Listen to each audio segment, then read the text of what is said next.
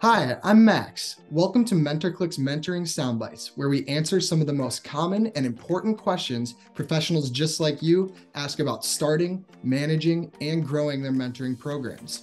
As a mentor, have you ever felt completely out of engagement ideas? We've got you covered. In this video, we'll list some of our favorite mentoring activities. You'll also hear select soundbites from talent development leaders on the success they've found with mentoring activities. We hope you find this video helpful. Be sure to like and subscribe for more mentoring best practices like these.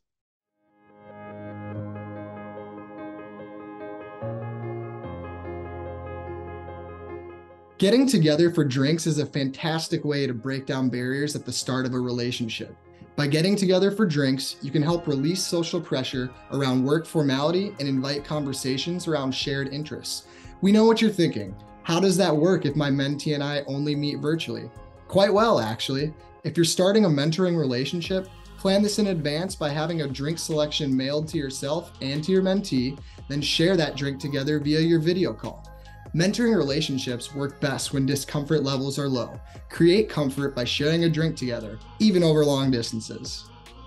What I'm most proud of is definitely when I see, from a technical match standpoint, for example, when somebody reaches out and they choose somebody in a completely different part of the function, in a different location, with a different background, different skills, it's showing me that people are, getting comfortable with the uncomfortable and that they're putting themselves out there a little bit more than they would. When we first kicked off before the pandemic really hit, we had so many people that were saying, I only want to be matched with someone in my same location, because I want to be able to meet them for coffee. Yeah. But what I'm proud of now is that those boundaries are gone, and I think people are seeing the benefit of speaking to people and having those relationships with people that are outside of their inner circle.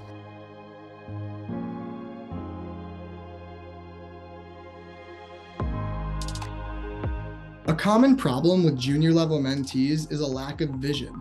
That's not a bad thing. Sometimes they simply don't have enough experience to know how they want to grow. Visioning exercises can help your mentee get to the heart of their growth needs.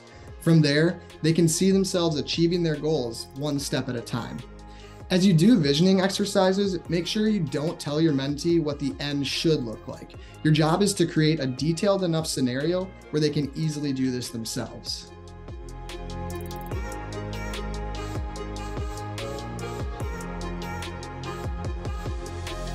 One of the best pre-planned activities you can have for your mentees is to host networking events or opportunities. This is a great activity for once you and your mentee have hit major milestones and you're more comfortable with your mentee's abilities. Creating networking events allows your mentee to show off the skills they've learned while meeting people that could potentially help them achieve their career goals. Don't forget that your role during networking events is primarily to make the introduction. Then get out of the way as quickly as possible. Doing so will give your mentee the space to shine independently.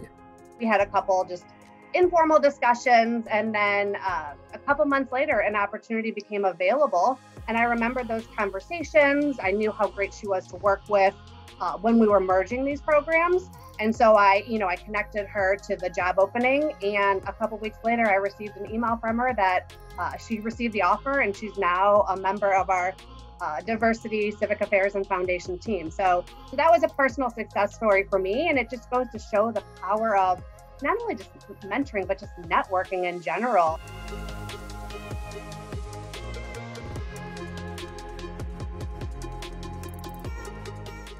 Job shadowing is a fun way for mentees to learn the ropes in real time. This can be particularly useful for onboarding mentoring programs or functional skills development programs.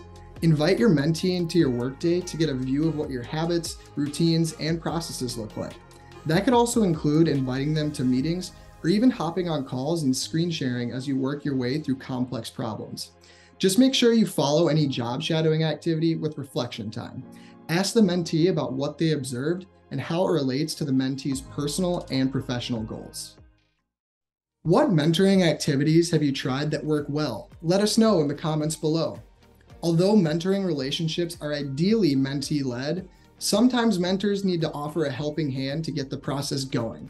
Pre-planned activities are a great way to break down barriers, get to know your mentee and their struggles, and help them achieve their goals.